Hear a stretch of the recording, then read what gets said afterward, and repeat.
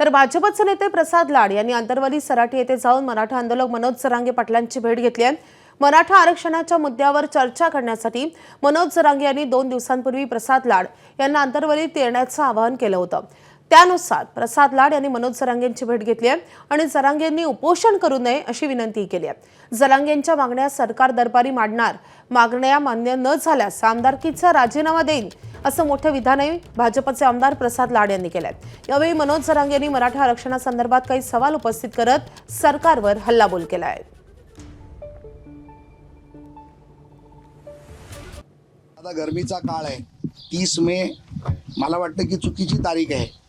पेरणीचा काळ आहे, उन्हाळा आहे, काही मुलांच्या शाळेच्या सुट्ट्या झाल्या तर समाजाची काही लोक गावाकडे मामाकडे गेली असतील, तर आपण हे आंदोलन करू नये। एक लहान भाऊ म्हणून तुमच्याकडे आला आणि तुम्हाला विनंती करायला आलाय की आजच्या या उन्हाच्या काळात, पेरणीच्या काळात आपण हे आंदोलन मागे घ्यावं आणि मला तुम्ही एक संधी द्यावी आणि ती संधी जी तुम्ही आणि मी आतमध्ये ठरवू, जो वेळ तुम्ही ठरवू तेवढ्या वेळेत मी वेळोवेळी तुम्हाला आता भेटत राहीन।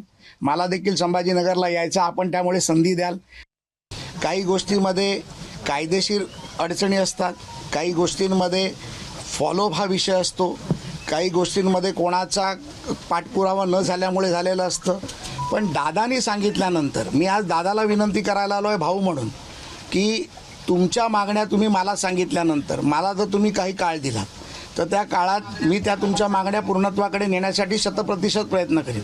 मी माझा एक शब्द देखील सांगितला होता, मागण्या पूर्ण नाही झाल्या तर मी माझ्या आमदारकीचा राजीनामा देईन आणि तो समाजासाठी देईन, कारण मी समाजाचा कार्यकर्ता आहे। पहिल्या जातीसाठी माती खायला मी तयार आहे। एबीपी माझा, उघडा डोळे बघा नीट।